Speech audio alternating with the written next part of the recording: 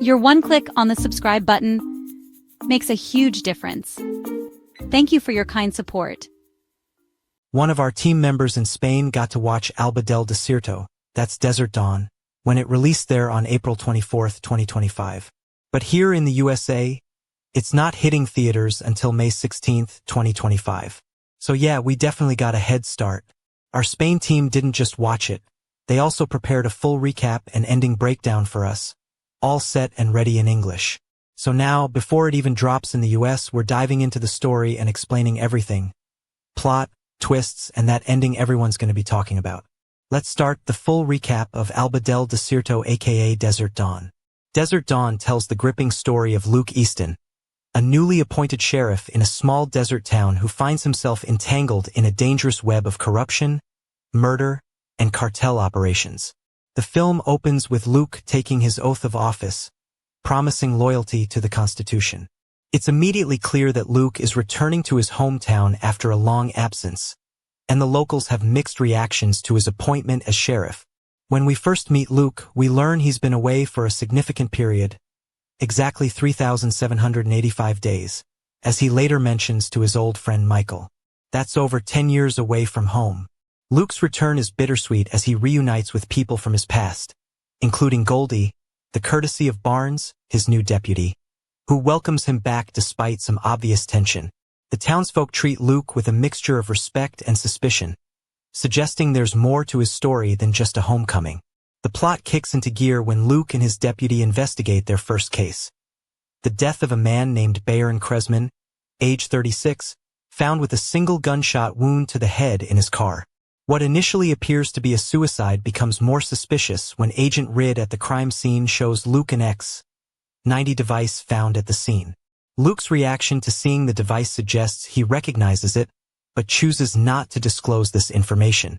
As Luke settles back into town, we get glimpses of his personal struggles. During a visit with an old man who seems to be a father figure to him, possibly tie-overs, mentioned later, Luke reveals he's been fighting alcoholism for 10 years. The old man keeps tropical fish that require special care, symbolizing the fragility of life and second chances, themes that resonate throughout the film. Luke also reconnects with Dr. Cheyenne Gomez, clearly an old flame whose relationship with Luke ended badly when he left town. Their reunion is awkward but charged with unresolved feelings. Cheyenne mentions she once volunteered at a women's shelter, a detail that becomes significant later in the film.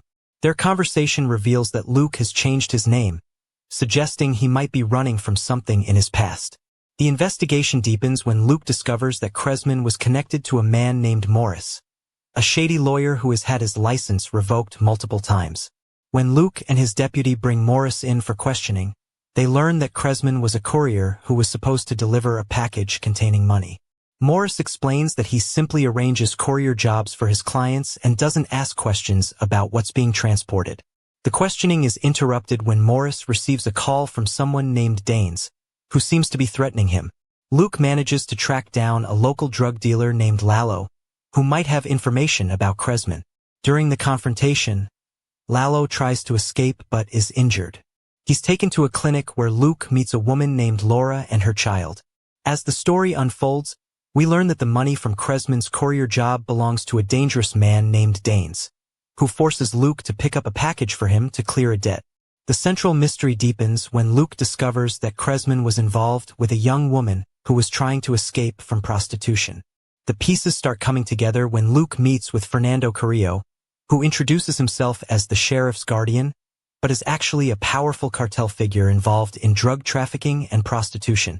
Fernando reveals that Cresman fell in love with one of his girls and planned to steal money and run away with her.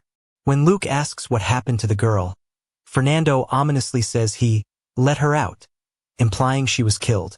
As Luke navigates this dangerous situation, his personal connection to the case becomes clear when he visits a morgue and breaks down upon seeing a woman named Sara, revealed to be his sister who disappeared years ago. This emotional scene marks a turning point as Luke vows to bring those responsible for her death to justice. The film ratchets up the tension when Danes kidnaps Cheyenne to force Luke to deliver the money. Luke confronts Danes at the Hotel Olga, leading to a violent shootout where Fernando also appears, seeking his money from both Luke and Danes. During this climactic confrontation, Luke's deputy Barnes is revealed to be corrupt, having been working with Fernando all along. In the most shocking twist of the film, we discover that Barnes was actually the mastermind behind Sara's fate.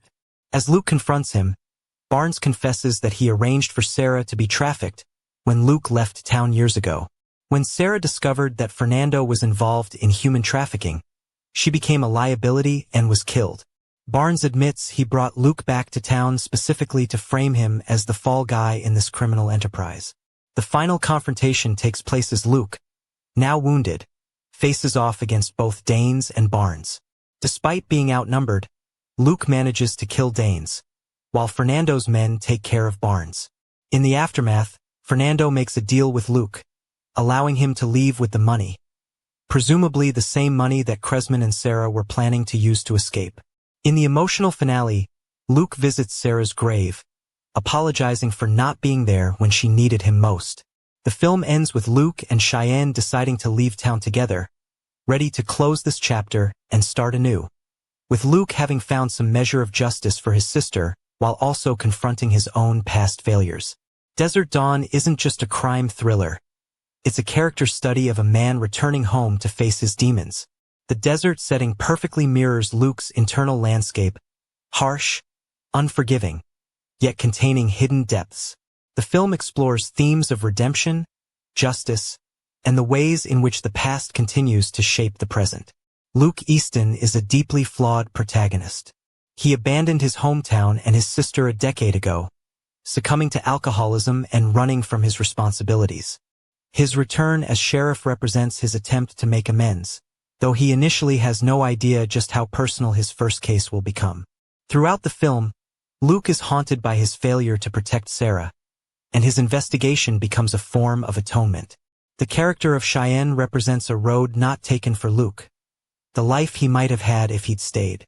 Their tentative reconnection offers Luke a chance at redemption on a personal level, even as he seeks justice in his professional capacity.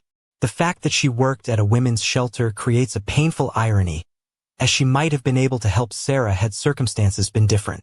Deputy Barnes embodies the film's exploration of corruption and betrayal. Initially presented as the reluctant partner with a chip on his shoulder about being passed over for the sheriff position, his true nature is revealed in the film's third act. His resentment toward Luke isn't just professional jealousy but the guilt of someone who betrayed his friend's sister and orchestrated her demise. Fernando Carrillo is a complex antagonist, a cartel leader who operates with a veneer of civility. His self-description as the sheriff's guardian reveals how he views himself as the true authority in town. Fernando's business model of trafficking young women for prostitution represents the exploitation that forms the dark underbelly of the seemingly quiet town. Danes functions as a more straightforward villain, violent, unpredictable, and motivated purely by greed. His conflict with Fernando over the money creates the volatile situation that Luke must navigate. The money itself becomes a symbol of freedom throughout the film, first for Sara and Cresman as they plan their escape, and finally for Luke and Cheyenne as they prepare to leave town. The X-90 device found at Cresman's death scene acts as a mystery object that connects the various strands of the plot.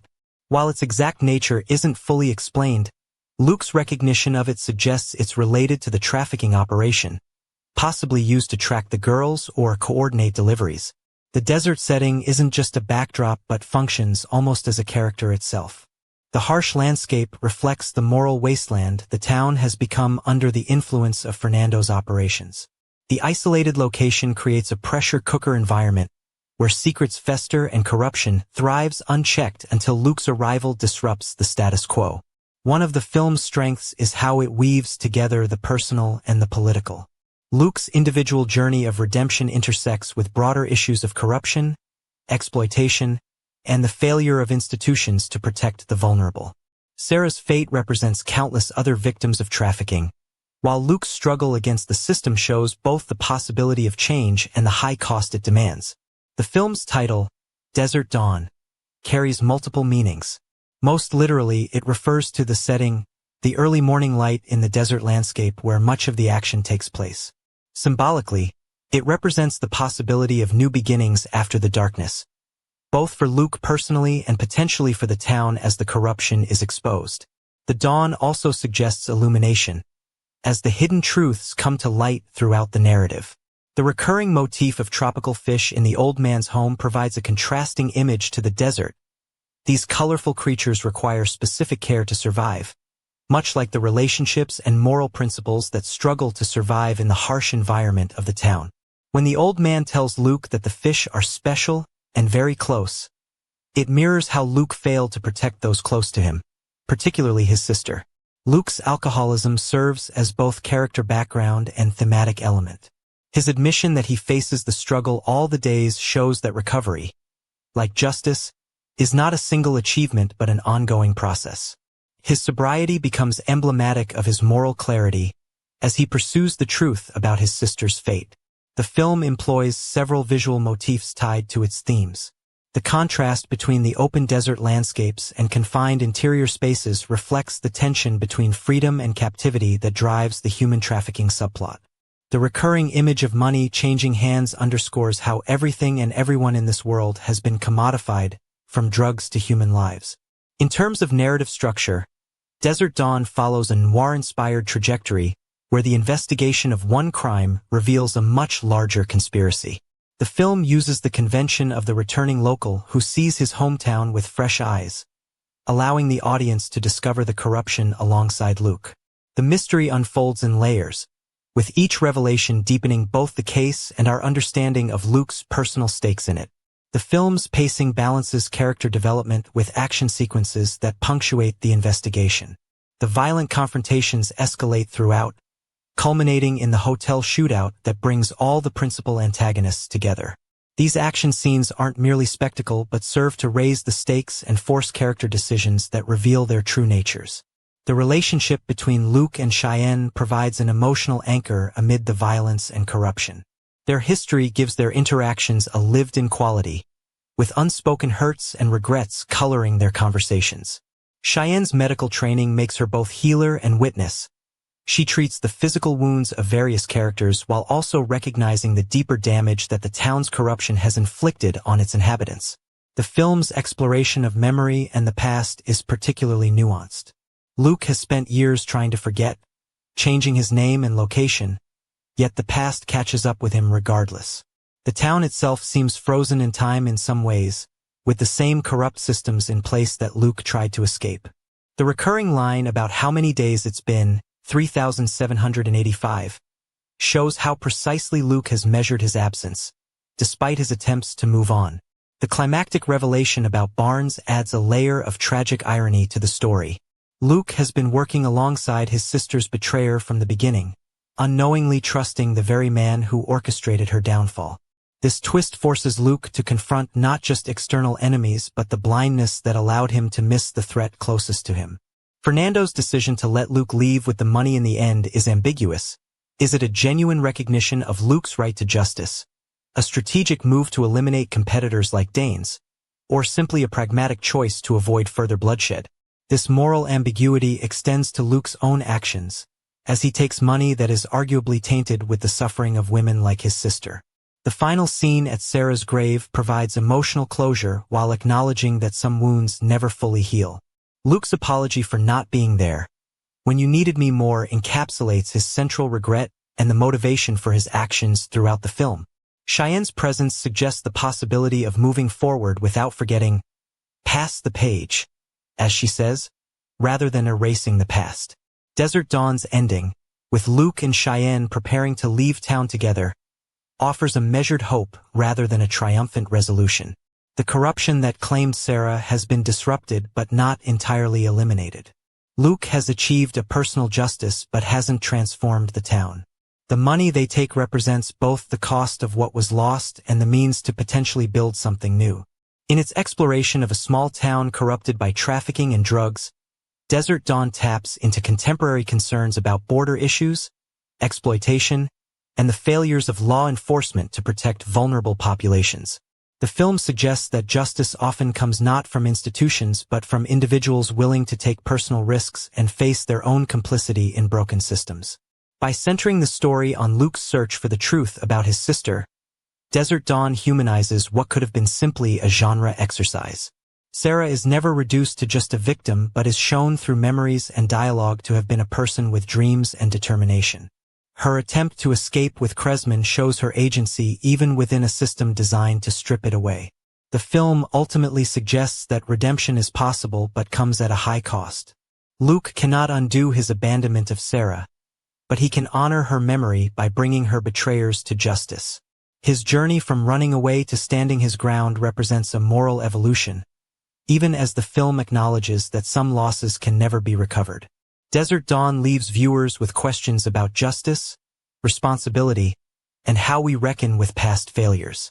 Can Luke truly start anew with Cheyenne, or will the ghosts of what happened in the desert town follow them? The open-ended nature of their departure suggests both possibility and uncertainty.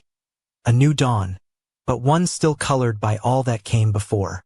As the film closes on Luke and Cheyenne driving away, we're left to ponder not just their future but the nature of justice itself in a world where corruption runs deep and systems designed to protect the vulnerable are often compromised from within. Desert Dawn may be set in the specific landscape of the American Southwest, but its themes of betrayal, redemption, and the long shadow of the past resonate far beyond those sun-baked horizons.